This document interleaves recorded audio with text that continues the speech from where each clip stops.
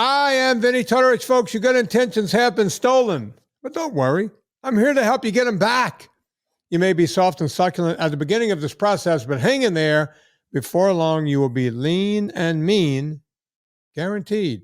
Right now, I feel like I've been tied to the whipping post. That song has been on my mind a lot lately. And maybe we'll get into that just a little bit today. I know when I bring someone like Peter Pardini on, people think we're going to just talk about movies because he was the guy that taught me how to make a documentary. And the truth be known, I'm on the phone with him a lot when I make my documentaries because, in fact, I'm not a filmmaker and he is. So I rely heavily on Peter to give me advice, and he's always very, very free with his time to watch pieces and parts of my documentaries and say, oh yeah, that's good. And pull that out and everything in between. Without any further ado, folks, my good buddy, Peter Curtis Pardini. Ooh, hi. How you doing, man? Doing good. How are you?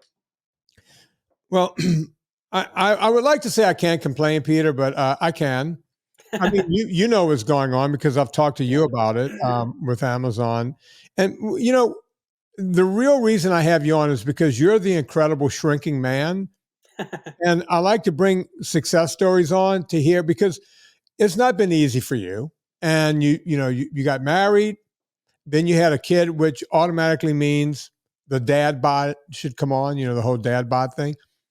But your dad bod in reverse. You started off with dad bod.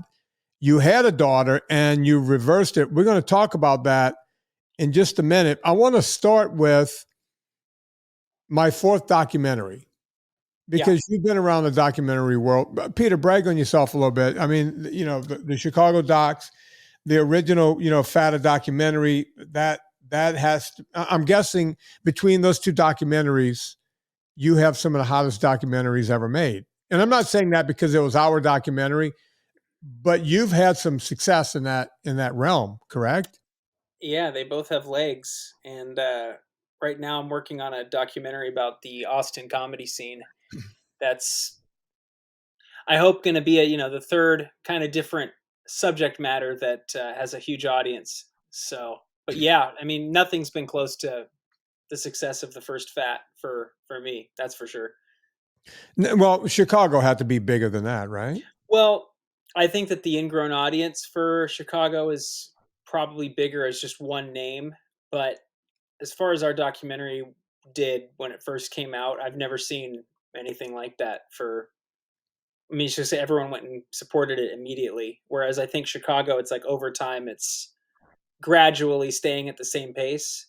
Yeah. That was just crazy. Yeah. And look, I mean, when I tell people, I'll say, hey, remember the movie Free Solo? And they'll go, oh, yeah, that one, that literally won an Oscar or something, right? For Mm-hmm. best documentary I of the think it year. was best. Yeah. We toppled that documentary in several places, and we have the screenshots to prove it. Right. Screenshot that. Screenshot it. It was like when Peter was calling me going, dude, we're now right behind Free Solo, the Alex Hanel story. I was like, no. And they started screenshotting, taking screenshots. Before I knew it, we were ahead of that. And it wasn't like we just blipped up there and came down. We stayed there for a long time. And then I want to say that Aretha Franklin came and toppled us, and she actually died right around the time of the documentary, which is the best way to sell a doc. And that was the same colorist as our movie, by the way. Yeah, that's right. I remember you telling me that. And then I think we came back for a short period, and then Alex Hanel's movie came back again and toppled us again. But we were playing in some pretty rarefied air, right? Oh yeah, and we were even, I think, in the top 7 out of all movies, not just documentaries. We, for that week, were number 7, I think. Crazy. Yeah, it was nuts, and then somehow I ended up in a documentary world, and you moved on. By the way, New York used to be New York, and I want to say Boston. Boston had its own comedy scene. New York. I used to go to the Cellar in New York whenever I go to New York. I love comics. I love stand up. and I would go. There was another place named after a woman. I can't think of it now. And that was a big comedy club. Can't think of the name of the Oh, woman. Caroline's. Caroline, yeah, Caroline's. You just go to Caroline's, go to all these places. For some reason, I was going to say I used to go to Josephine's, but I think that was my great aunt who made some really good gnocchi. But yeah, Caroline's, Cellar, and then you go to you go out to whenever I was in Boston, I would go find these guys. Bobby Kelly became an actual friend. I'm still buddies with Robert Kelly.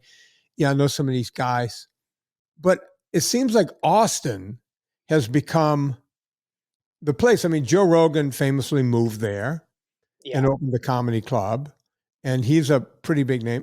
Look, love him or hate him, that's like Johnny Carson saying, "I'm moving to Austin and I'm setting up shop." Right? Being on his podcast for sure is like the modern day equivalent of going on Johnny Carson and then the next day being recognized in the street.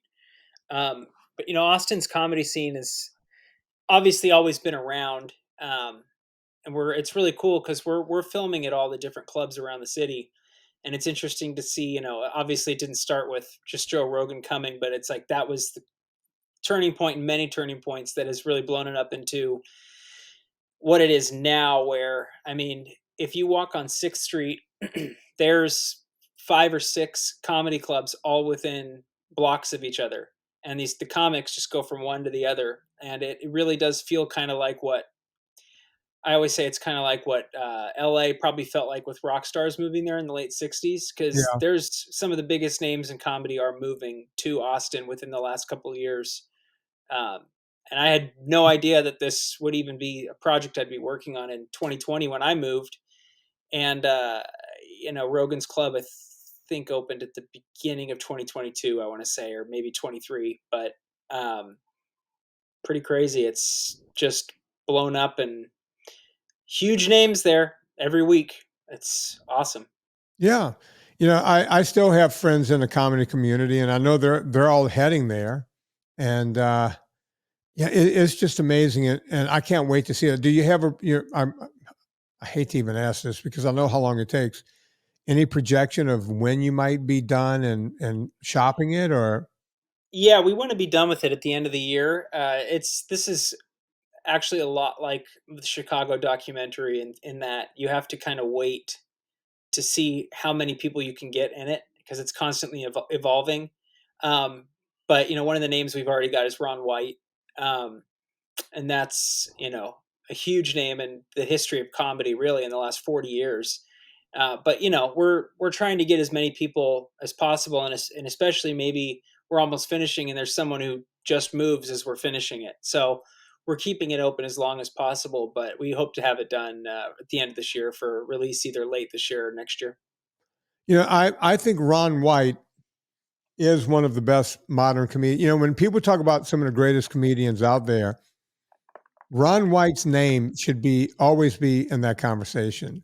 The guy uses a glass of scotch and a cigar better than Milton Berle ever could use the cigar as a prop.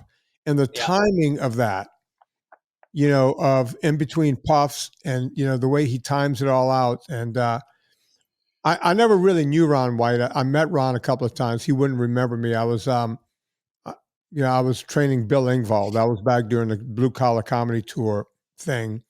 So I knew all those guys. And, at the beginning, Jeff Foxworthy was the biggest name on the Blue Collar Comedy Tour. And then at some point, Larry the Cable Guy was outstretching him, right? yeah, And in between all of it was my good friend, who I'm not sure Ron White talks to anymore. I heard him in an interview, and he wasn't talking nice. J.P. Williams was the agent behind all these people. J.P. and his wife Debbie were two of my big clients. When people go, "How did you get all those comedy clients back in the day?" It's like J.P. and Debbie Williams. They yeah. believed in me, and they got me all of those clients early on. They saw what I can do as a trainer. So I love those guys, right?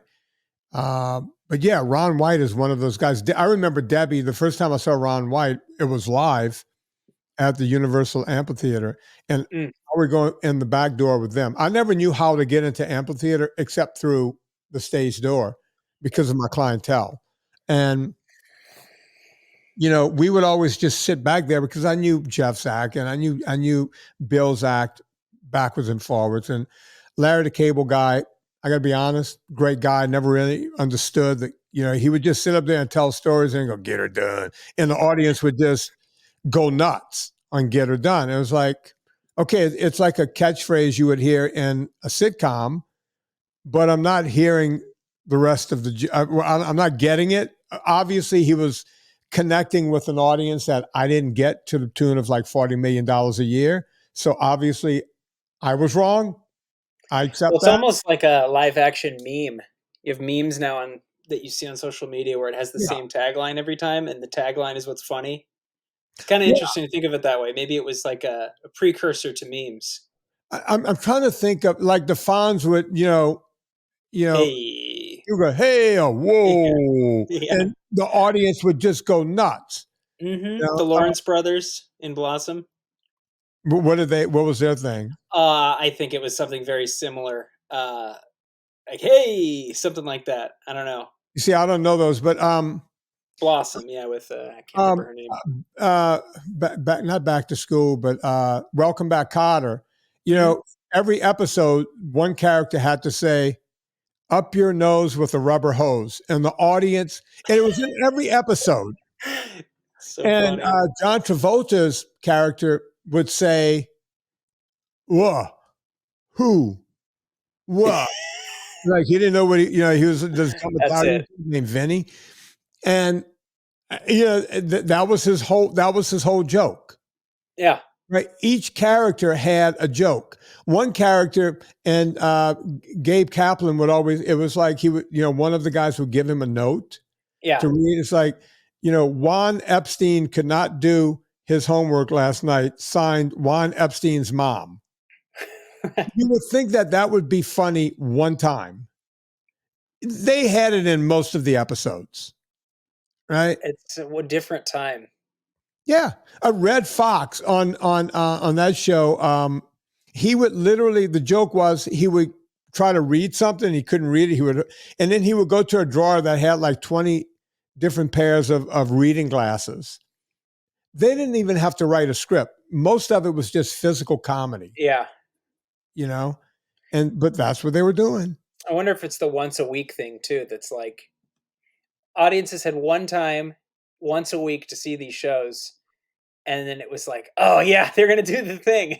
It's not like binging it now where you're watching 4 episodes at once, and it's like, wait, they just did that. you know? Look, I can tell you, I was in 6th grade, but Happy Days would come on Thursday night. We would all go to school on Friday and flip our collar up and go, whoa, and then everybody would laugh. Yeah. Anybody could do it, by the way. That's Just the do the thing. Fonzie thing, Easily right? copyable. Yeah. Get her done. Get her done. But I'll never forget the first time I was standing backstage talking to Debbie Williams, JP's wife, and Ron White was going up, and she goes, "Wait, wait, wait," and I was like, "Debbie, you've seen this act 1,000." She goes, "Nah, it's a little different every time." And we walked to the edge of the stage, and I was mesmerized as to how good this guy was. He walked up there, and the first 2 minutes of his act was him cutting a cigar, like he was not even in front of thousands of Yeah. people, right? Making you wait. Yeah, and he's doing the whole thing, and then he grabs the mic and he goes, and he just kind of goes, and then he just starts talking, right? But everybody's already laughing at the cutting of the cigar, drinking some scotch as if he's in his house. Yeah. And he owned that room. I'd never seen anything like that in my life. It's kind of like that when we went to go interview him too. Yeah. We went to go interview him, and he's like, "Yeah, how much time do you guys need?" And we're like, "A couple hours to set up." And he's like, "I'm gonna go hit some balls," and then he just left, just Yeah. left us there. It's like, oh, okay, Yeah, nice. I can see that happening. hmm God, I wish I was friends with that guy. I wish I knew him better than I just think he never. kind of quit comedy too. He was like kind of done with it, and then ironically, the machinations of the pandemic and what that meant, Rogan moving to Austin and starting a comedy club is kind of what got him out of it, which is because he only really performs at that comedy club because Really? it's fun. I mean, he tours now too, but here in Austin, he kind of just stays there because he doesn't have to go anywhere else. He can play at the biggest club whenever he wants. Those guys made so much money on that blue collar comedy tour thing. Oh yeah, It's crazy what they were making. Like rock star money. yeah. Well, if you You know? think too for comedians and not even really solo artists, but really comedians when they go out on the road, I mean, how many crew do they really need? You get a microphone, you got to make sure the lights work. I mean, I would assume Kevin Hart probably has the biggest overhead because you see his huge productions, but I mean, 20,000 people in an arena and it's just you up there. I've been with Howie where he would say he would go, "Hey, I'll be in Mississippi in 2 days. Would you like to go?" And because he knew my family was right in Louisiana, so I would call my mom and go, "Hey, tickets to Howie's show," and I would show up and meet her at the show. We would fly out on a private jet from Van Nuys, do the show, and be back that night. Crazy. Right. And I would sit there and go, I would say to Howie, look, man, I don't know much about how stuff works, but I know what private jets cost. And I know that these casinos pay you, tens of thousands of dollars for 45 minutes of work. I get that. But you're giving it most to, and he goes, I said, why do you do this? You're on CBS, you're on this, you're on that. And he goes, because I'm a comic. Yeah. This is what I do. And I never really understood it before I heard him put it that way. Yeah. You know, They have to do it. Jay Leno, every weekend after the Tonight Show would tour. Every weekend. be, be, 7 days a week he'd be doing something. when Johnny was still on the Tonight Show, when I first moved to LA, I moved down to Redondo Beach for like the first 3 or 4 months, and there was a place called the Comedy Magic Store down there, and I was on my rollerblades passing by one day during the day, and it said tonight Jay Leno. I'm like, whoa, Jay Leno. So I went up to the window on my rollerblades and said, "Are there any tickets available?" I said, "Yeah, come on, just show up tonight." And it turns out I can't remember, he was like a permanent like Thursday night for Carson at that point.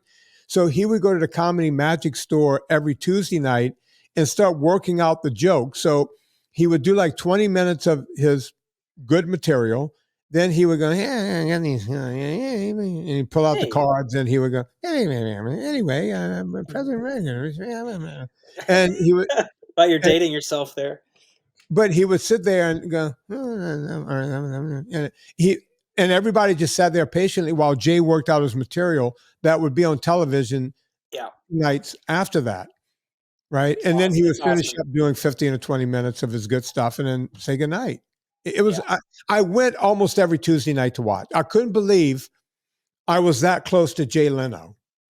It's just like working out. I mean, you got to work on it every day or you lose it. I Yeah. think. You see some of these guys come back 20 years later trying to do comedy again, and it's not easy. Well, look, even Richard Pryor, I remember walking into the store. When I used to, when I lived over near Sunset, I'd go to the store every night that I could after work, after I would finish training people. I didn't really have a lot of friends. I just moved to LA, and it's like you could go watch comedy for almost free. The only Yeah. thing that aggravated me was I would have to pay for a drink, but I was drinking water. So at least I would say, well, bring me a Perrier since I got to pay for the shit or whatever. And so I would sit there and drink, $15 waters or whatever it was. And one night they wheeled Richard Pryor up. I'm like, holy shit, that's Richard Pryor. They just wheeled him up on stage, and he was up there for about 35 minutes, and then his handlers came to take him off, and he used the N word. Get the F away from me. I'm doing another 20, and he just went for another 20 minutes. These guys, when they're on, he probably told his guy, get me off the stage in 30 minutes. Yeah. He was killing. The guy came up. He pushed him away. He goes, I'm gone. We're doing this. Oh yeah. The good ones No, never know how to stop. that's right.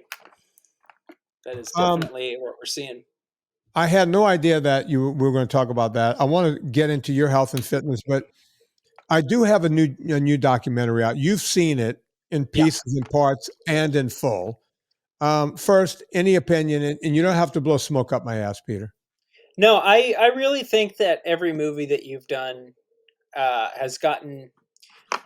It's not just the same stuff every single time. I think that one of the major issues with health documentaries is that they are kind of the same thing every single time you watch them. There's some experts in there, and they're saying this is how you do it, but I think that this is maybe even more. I don't want to use the word brave. I hate that word, but even more bold than Beyond Impossible, because you're kind of taking a microscope to something that, in a way, you've been espousing for your whole adult professional life. Right. Obviously, you've always spoke out against fake foods and everything, but I don't think that many people would make a movie that kind of flies in the face of even a carb limit. You know what I mean? Right. You are, and the other thing too that's great about it is it's shorter. It's an hour. It's digestible for somebody who maybe hasn't even seen the three other movies or hasn't heard of you. And hopefully, I mean, you've been telling me about it, but hopefully, Amazon puts it out soon. Have you ever But seen anything like this? You've put other movies on Amazon, right? yeah, no, Um, I have not. I've not. I've think it's been three movies that I've had put out, and usually, they say 30 days. And I've had a couple times where it came out before that, and they don't tell you. There's so many movies being put up that they don't reach out to you and say, "Hey, your movie's up." Like, you have to check. right. But I've never had it go past the 30 days, and I'm sure there's a lot of people who it has happened to, but it just seems strange. I don't know. Well, as of this recording, we're at 42 days. It was Yeah, supposed to be out on the 30th or before. We can't wow. get any answer from Amazon as to why. At one point, they just said, we're backed up. Okay. Yeah, And that's when I called you and said, Peter, you've put movies out. Yeah, yeah. They ever tell you you're backed up? No, no, they put them out on the date or before. And we're 12 days behind. And I'm not trying to think that anything is, crazy or nefarious or anything else. I'm just trying to say, okay, they're backed up, yeah. whatever that means. Right. That's the thing, is when if they only, I'm assuming they just responded and said, due to a large number of Yeah, submissions, we yes. can't. Yeah, I I don't know. They have no choice but to take their word for it. But I looked at fat the other day on Amazon, and I think now it's one of the categories is fun. Yeah. It's documentary.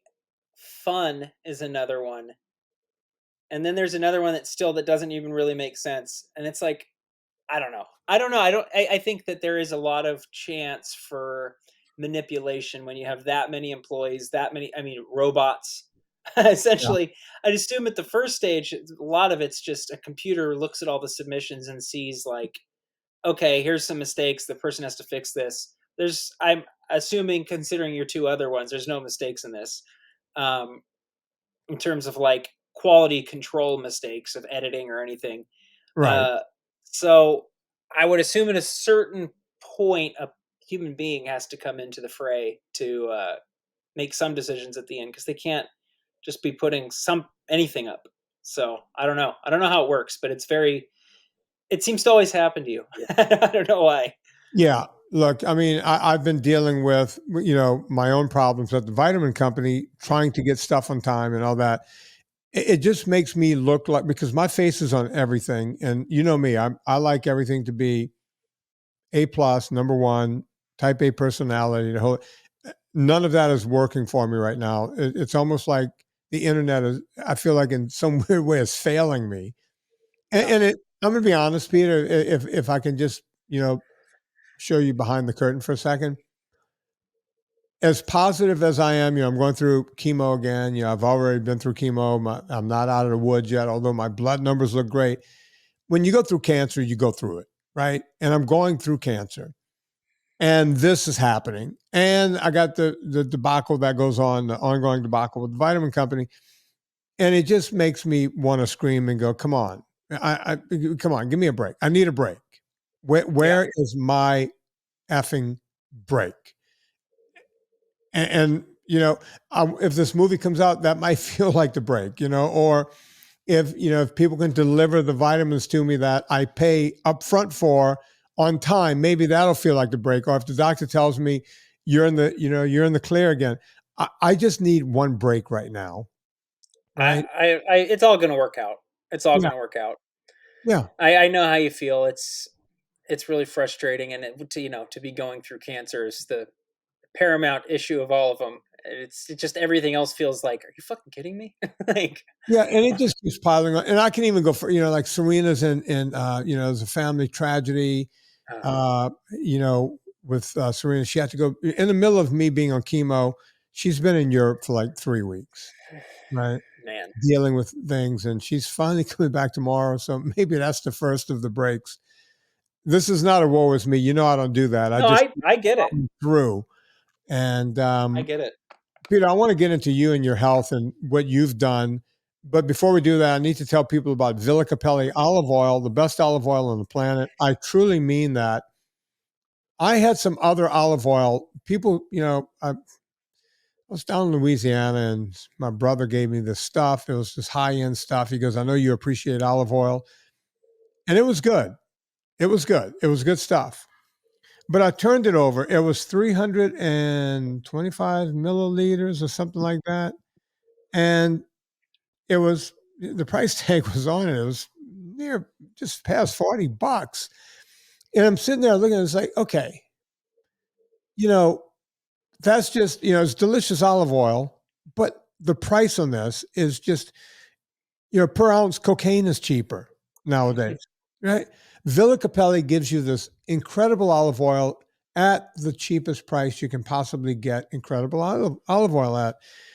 A 3 liter tin is not even $100. And you're $100, folks. I know you don't do liters, but that's almost a gallon, right? It's like 3 liters is close to a gallon of olive oil. And if you keep it in a cool, dry place, it doesn't go bad. You want to do this. I tell people try to spend $140. You'll get a 10% discount when you put in promo code Vinny, and then you'll still be above $125. That means you'll get free shipping. It's a no brainer. Go get Villa Capelli olive oil. People ask me which supplements I take, and I'll tell them olive oil is one of them. And they'll go, no, I mean like vitamin supplements. Yeah. Take olive oil. You want this in your body every day. Villa Capelli, promo code Vinny, no wimpy Y, Vinnie will get you Villa Capelli olive oil. We're talking to filmmaker Peter Pardini, who famously did the first film, Fat, a documentary, which I can't believe that I'm associated with this man in that film. It's just pretty amazing. Um, I was talking about you the other day. I was on the weekend version of the Adam Carolla show with Giorgio Giovanni. And I was explaining to him that we met at the Adam Carolla show. That's where we hmm laid eyes on each other. And had that not happened, Fat, a documentary would have never happened. Right. It's yep, the sliding doors of life. Yeah. Peter, you're the incredible shrinking man. Give some of your stats about where you were and where you are now. So, as when anybody starts losing weight, the weight's probably a little bit more or less just because of water weight. But I started at 230, um, and that's after years of going up and down and losing weight, gaining weight. So I've done this before, but this is the longest that I've kept it off, really, where none of it's gained back, and I'm now down to between 165, 170. And it took January of 23, so 16, 17 months. Um, and I really reached my goal. I wanted to get down to 170, and I reached that at the end of 23. So it took 1 year to get from 230 to 170. And this year, my goal really is to just get to the end of the year and be the same weight. Because I really don't, I figure even if I gain muscle and lose more fat, it's going to even out anyways. So, Right. um, Yeah, I mean, and just I did it by going vegan. No, um, no, I. It's funny.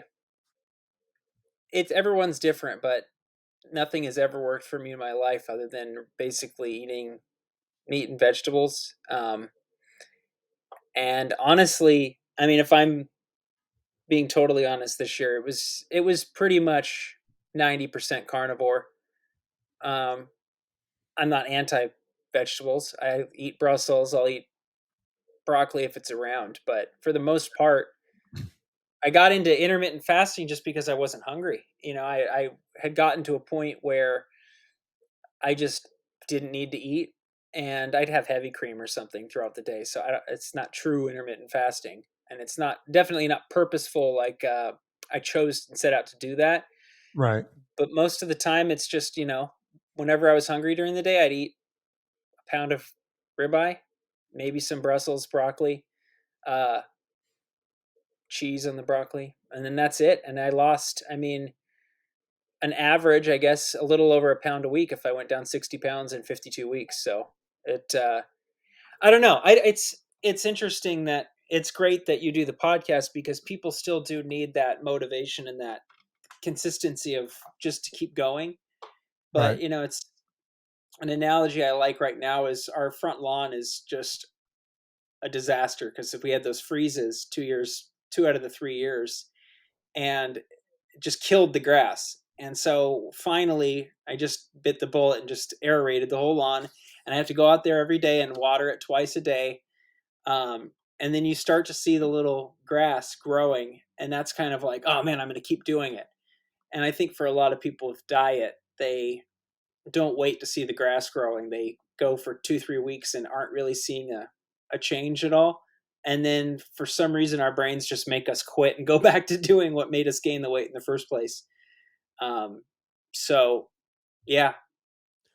Well, Peter, you've had fits and starts. I mean, you and I guess, met around 2018, maybe somewhere around Hmm. there. And Yeah.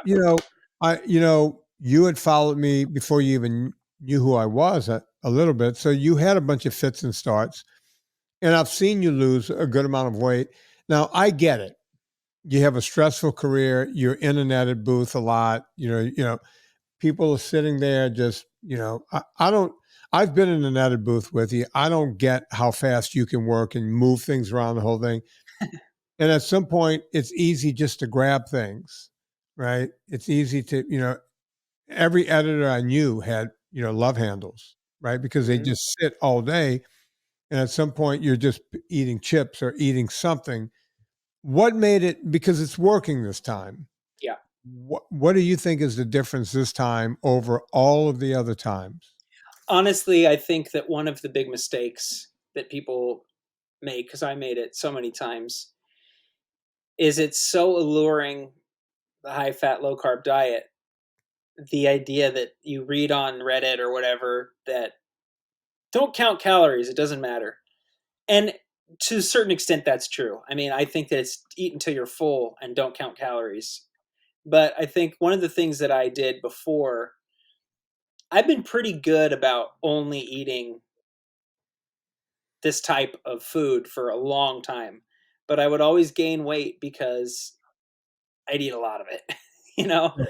And it's like, I'd also say that it's not just meat. I mean, I would never gain weight. If all I ate was red meat, it doesn't matter how much I ate, I would never gain weight. But it's when you have a cup of almonds at night, and then that turns into 3 cups of almonds during the day. And then you're also having 3 cups of coffee with 4 tablespoons of heavy cream in every one of them. And now, I mean, really, the only extra thing I have is heavy cream. Um, every once in a while, eat twice in a day, but most of the time, I'm getting all of everything I need in one meal. I mean, if I have a full-on 1.2 pounds of ribeye plus some broccoli, I mean, that's both more than enough calories and just nutrients. Um, and it's amazing. I can walk now. I walk like 2 hours after. Sometimes I have a fast day if I'm working. If I go out and work and film these comedy shows and I'm out from 3 o'clock to midnight, sometimes I just won't even eat that day. And I can then go out the next day, and walk for 2 hours and have more than enough energy and no problems, um, because I'm still using the little fat that's left on my body. I know it's not necessarily necessary or even good for you to fast all the time, but I can, and it doesn't affect me at all. Because the only things I'm putting in are basically healthy foods. Yeah, my good friend Don The Coddington. billionaire Don Coddington's Friday 5 o'clock. He, I'm sorry, I'm mandated to do that whenever I bring his name up. He at some point he finally put the screws to it, and he lost 75 pounds, Nice. and he did it, eating low carb, mostly carnivore, right?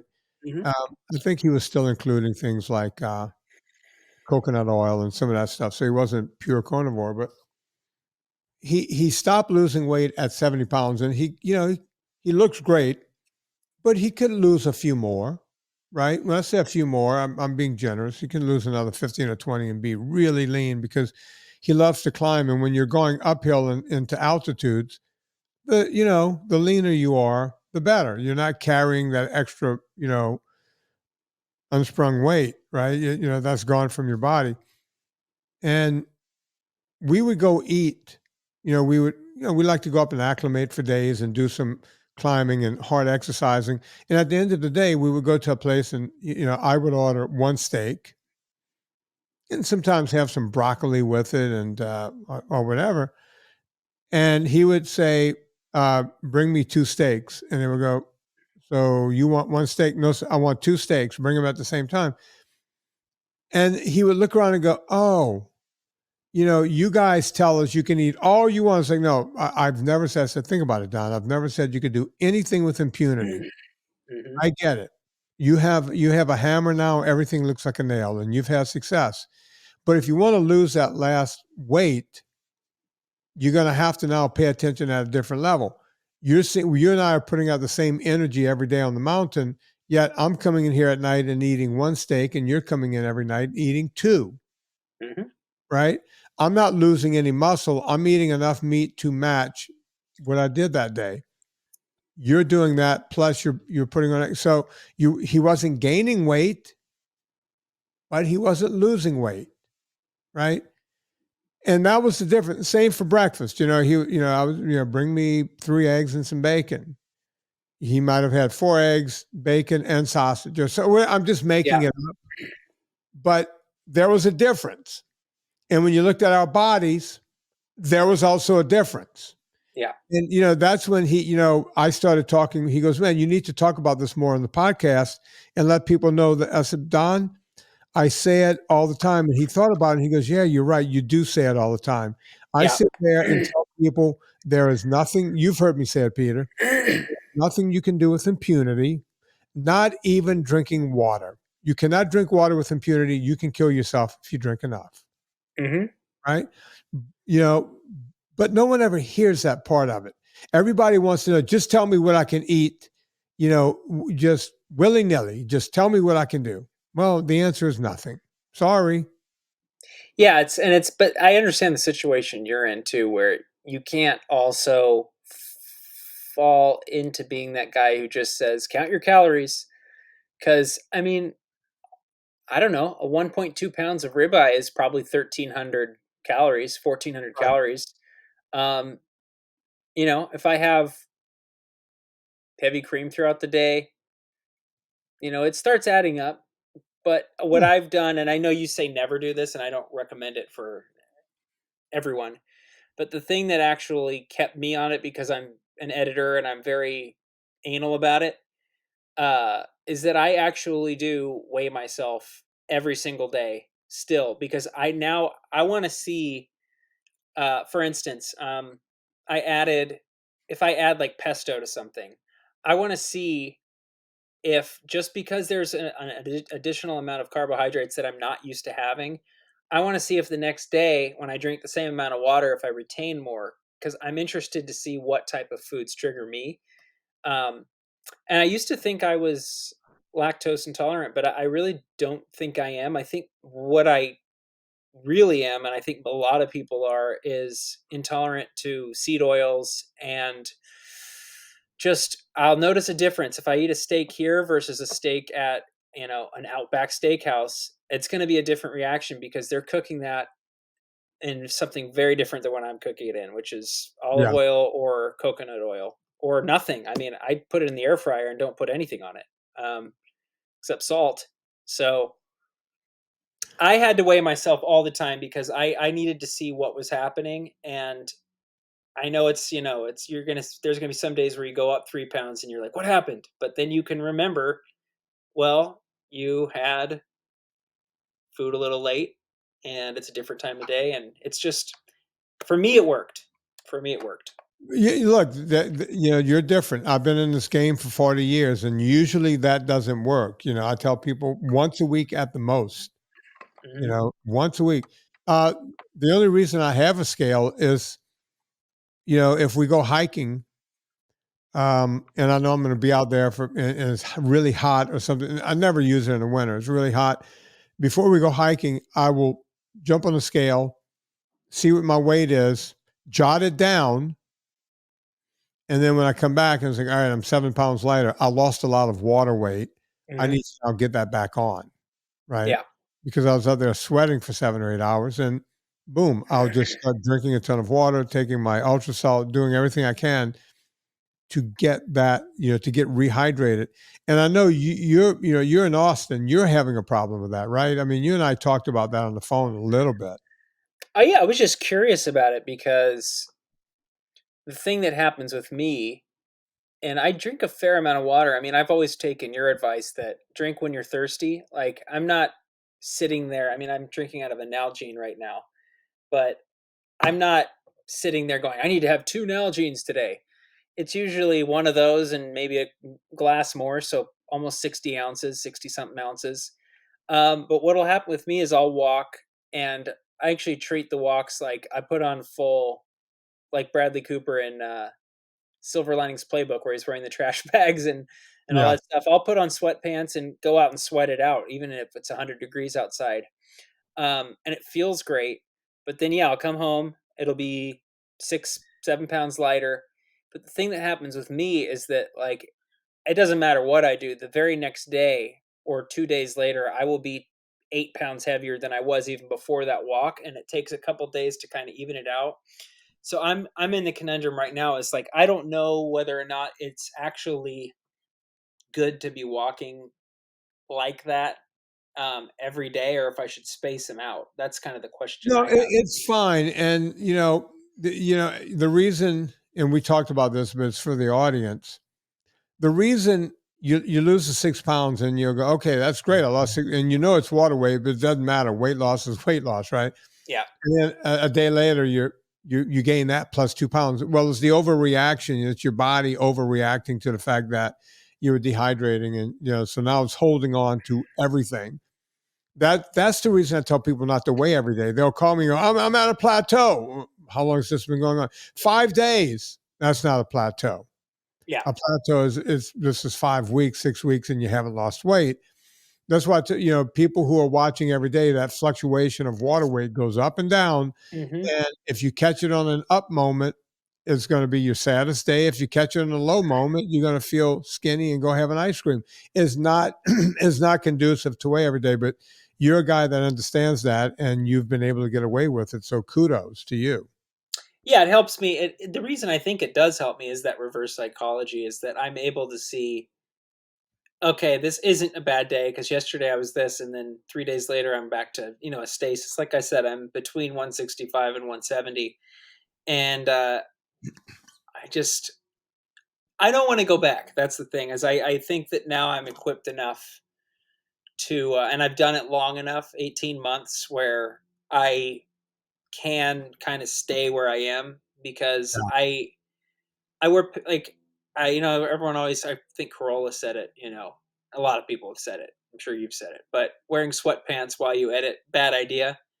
Um, Yeah. when I go and work now, I have size 30 shorts or size 30 pants, and I put those on. I make sure that I wear those every single day, because if those start to get tight, I know something's going on, and I have to just rein it in a little bit. Because last year was a no life into living year, and this year's definitely, once every couple weeks, what I do is I'll have my cheat meal, and it's one meal, and then um, I won't do it again until I'm back to the same weight. Because obviously, when I eat like that, I'm going to retain a lot of water for about a week or two, just because I never eat that way. Um, and so now that's my rule, is that, outside of, like you say, between Thanksgiving and New Year's, or Christmas and New Year's, there's going to be extenuating circumstances, but for the most part, I work from home. I can control what I eat, and I just want to stay where I am, and I think I can do it now. Yeah, the thing about the sweatpants, that carries on into other pieces of life. Not many people wear suits anymore to work. There are some, right? But jobs that were traditionally suits, if you can wear, just regular pants, you can always let your belt out a little at a time. But if you don't have to put that suit coat on every day, and guys, that used to be the thing. I'll never forget when I first started this career, guys would go, listen, I'm hiring you because I don't want to go out and buy 10 new suits. You're cheaper, right? You got to help me lose weight because I'm not fitting in my coats. I'm busting out of my coats, right? And when you're buying new coats and pants and shirts and the whole thing, it becomes really, really expensive really fast. So people used to have the parameters of, I need to fit into the suit. By and large, suits were made just of wool. So if you buy pants nowadays, if they're work pants, meaning, casual wear, people wear casual wear to work, there's some kind of stretch fabric in them. It used to be that pants were made out of wool or cotton. Mm-hmm. And there was no stretch. There was no give.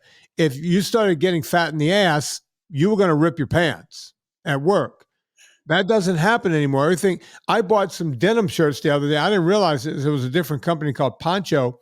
The shirt stretch. It was a denim fabric. I was like, oh, these stretch. They stretch a little bit, right? And the same goes for everything. I mean, jeans now stretch. I don't own it. I still wear 501s and Wranglers. Those are my two jeans because I'm Gran Torino. But I put stuff in the washing machine, and that includes my wife's jeans. They look like regular denim, but they stretch. Yeah. Right? There's some give in them. When you start wearing clothes that gives, you don't realize that you're getting fat. You're not the fish in the aquarium. They always say a fish will only get as big as the aquarium will allow. Well, if that aquarium is allowed to keep flexing outward, the fish will just keep getting bigger. Right. And that's the world we're living in now. Yeah, everyone wants to be, and I think I see two differing trends. I mean, there's people who wear very saggy clothing in my brother's generation. It's like going back to the early 90s. And then there's the skinny pants and the skinny shirts. And I think that companies realize that, well, if everyone wants to wear these, we can't really sell them because they won't fit into them. And people will just feel better if these stretch, so I can gain some weight. Yeah, not good. I refuse to buy stretchy clothing because it's for that exact reason. Well, now, there's the whole you can't body shame and all that. And by the way, I don't believe in body shaming because I don't think it works. So I don't believe in it. But you may know this or you might not. You know this because you know everything. Levi's, on my Levi's, there's a little tab on the back where they show the waist circumference and the length, right? And nobody back in our day, nobody wanted to get a bigger waist size, right? It was like, oh shit, I better not gain weight because I'm going to have to buy, because Levi showed it. You had a number on your ass on the going, outside, yeah. Yeah. And as a matter of fact, I think it was Seinfeld on one of those sitcoms where he's sitting there with a pair of Levi's with a pen and he's doing, and Elaine or someone walks in and goes, what are you doing? He goes, I had to buy a bigger Levi, so I'm trying to color the number in. I don't want anyone to see. So yeah, that used to be a real thing. Nobody wanted to go up to the next size. So you paid attention to what you ate in order not to go, because your number was printed right on your ass. And Yeah. that's something that doesn't exist anymore. And everybody is still that way. I mean, I think there's a lot of, and I get it. I mean, everything has its bell curve where you don't want to go too far in one direction or the other. But I just see there's two separate movements where there's the CrossFit people who, say that there's no amount of body fat that's acceptable. And then there's the other side who says, I'm beautiful because I'm fat and you have to accept me because I'm fat, which is a weird thing to say, but I also get it. Like, everyone wants to feel good, and it's like you said about the guys who want to lose weight instead of buying new suits. If people saw that it's a few months of really struggling to get it going, to get the process moving, but then it becomes, I don't ever want to say it becomes fun because it's, oh man, I still got 30 pounds. I've still got however many pounds, but it's great. It's like I said about the grass. It just keeps you going when you see something changing, and it does become gratifying more than fun, I would say. And I wish more people would, because I do think we still are human beings, and people still respond to beauty or people who are in shape. Like, they're always going to be the ones who, in entertainment industry specifically, are going to move to the top, regardless of whatever parameters have changed. That's never going to change. But we should all have some grace with everybody. And people really struggle with food. I've done it my whole life. Yeah. And it's taken this long for me to feel confident that I could actually keep it off, because I think a lot of people lose the weight and then they kind of take their foot off the gas and are like, well, now I'm here. So, I don't know. Look at almost everybody who's older. They just are all overweight now, and it's been getting worse and worse. Um, so I don't know. I'm kind of in a run on, but Yeah, look, I talked about it ad nauseum on this show. We were at a wedding end of the last summer, maybe September. My nephew got married in Florida. So I was down in Destin. mhm. So Serena and I decided, oh, let's get there a couple of days early and, enjoy the beach, because God only knows, we went through all kinds of stuff last year and we were just trying to just relax for a couple of days. This sounds horrible. I'm really never out in general pop. Yeah. Every Christmas I yell about, oh, I was in the Atlanta airport and I couldn't find an average sized person, because I look at society, because that's all I care about. I care about health and us being healthy. And when you're in like the Atlanta airport, I'm now out of my element around just, regular Americana. And it's like, find the healthy person. Yeah. Good luck. Right. I was at the beach. Now people are half naked. Right. And I was just shocked. Yeah. And I don't know if I was more shocked at everyone just being morbidly obese, or the fact that when you saw the 4 and 5 year old kids kind of waddling because they already had the big gut at 4 and 5 years old. And it's exactly what Dr. Robert Lustig talks about. He goes, we don't know if they're boys or girls because they have breasts now, right? They're developing breasts at 5 and 6 years old. And it's just fatty tissue, and this is not healthy. I was just beside myself. I was just sitting on the beach beside myself. It's like, this is not a good direction. Yeah. Right. And it's Yeah. not about aesthetics. It's about, how are we supposed to do this? The healthcare system is already stretched. We saw it during COVID. The people who died were either very old or morbidly obese. The term morbid is right in the title. Well, Right. I think that there's been enough. There's a shift, I think, that's happening because specifically online, and I'm sure you get sent this stuff all the time, but there's a lot of the people who are in the fat acceptance movement actually have passed away in the last year. And I Yeah. think that kind of visibility does kind of snap people out of it, because I think a lot of this isn't really about what we've been talking about. I think a lot of it is and this spans across all topics. I think that social media, the internet, video games, uh, basically things that aren't real, I think have caused people to almost forget that there are consequences for doing a thing that feels good or doing a thing that is gratifying for them. Um, and so I would just hope that I don't know. I don't know how it's going to play out because there's just so much. I mean, right now we're doing this over what's essentially Zoom. We're doing it over the internet. Right. Um, I haven't seen you since, geez, when you were in Austin. Or wait, for We that, saw each other. I was in you were Austin at the convention. a year or two ago, the convention. Yeah, Yeah, yeah. yeah, we've seen each other. I haven't And seen you since then, but it feels like I've seen you. And I think that with food, it's something that someone I know, I won't mention, they are an Alcoholics Anonymous, so I won't mention them, but they talked about how, you go from quitting cold turkey alcohol, which he was able to do 40 years ago. But he said the one thing you can't do is quit food, right. and you have to eat.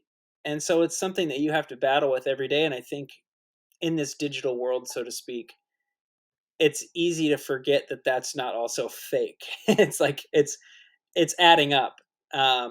But to put a positive spin on it, I mean, I've seen a lot here with this doc that I'm doing that a lot of the comedians are doing at the beginning of the year. At least they were trying to do the carnivore thing, and I've seen a lot of them lose weight. And I think that's, every year Joe Rogan talks about it. Try carnivore, man. But it's working, and it works for everybody. I mean, I would venture to say that if you do it, I'll sound like Corolla a little bit here, where it's like it Yeah. works for everybody. Just do it. Um, it's I hate to say that there's a catch-all for everyone, but I don't know. I If you eat meat and you eat a little bit of vegetables and that's what you do, I can't see how that could ever be bad for you. No, it's not. And the fact that there's pushback and they're trying to end meat and doing all this stuff, it just makes. Look, Nina and I we talk all the time. The famous Miss Nina Teisho's. It's like, are we making any headway? Are we helping at all? Do you think we're helping? Maybe we're helping. I don't know. Maybe we're not. You You know, are. yeah, I would like to think I am. Peter, I don't want to keep you much longer because in fact, I have another podcast to do, and Oh I boy. think you have editing to do on your. I know what it's like to edit, and I know you got editing to do on that. I can't wait to see a kid. Can I see some outtakes or I can anything? send you an internal trailer. Do you mind? Oh yeah, I'll send it to you right after. All right, cool, cool. I can't wait to look at it. Folks, this guy is always working. Peter, tell people where they can find you, and if you have anything out there that they need to see right now. You can find me on Instagram. I think it's at Peter Curtis Pardini, and then there's peterpardini.com.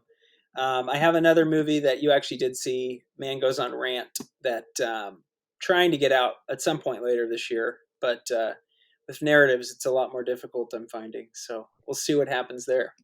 I saw that movie in its first iteration and thought it Mhm. was pretty cool, but I thought it was kind of like film noir. It was like, am I the only one that's going to get this? But when you put actors on it and did it Mhm. that way, um, I'm going to be honest. Mike Rowe just did a thing and he sent it to me because they want me to promote it. And he's doing a thing. You know how he does those short stories? Mhm. I heard it. He took a few of his short stories and put actors around it. But when the actors are talking, it's his voice coming through. It's the Right. coolest thing you've ever seen. You don't see that very often in films. I've seen it done before, but he does it for the whole movie where he acts every voice, but the actors' mouths are moving Right. and they get it, they have it timed perfectly. It's amazing what he's done. I can't wait for people to see that movie. I'm not going to give the title yet because I'm not sure I'm supposed to give the title. Maybe I've said too much. But It's all good. when I was watching his movie, I thought about your movie because it's the same sort of thing. You took something and then, and kind of put it on steroids. And Mhm. it was good before, but then it became great, and I can't wait for everyone to see that movie. So, Thank folks, you. check out everything Peter Pardini is doing. Hopefully, at some point, my movie will be out on Amazon. Dirty Keto. No, never. Peter Pardini gives it an A+. Right, That's Peter? right. A++. Yeah, Peter gives it an A+. And look, he matters. This guy understands movies. So go check that out. Rate and review this podcast. Amazon, go to VinnieTortorich.com first. All the things. Do all the things. All right. On behalf of Peter, Curtis, Pardini, my name is Vinnie Tortorich. Put life into living and do it with enthusiasm.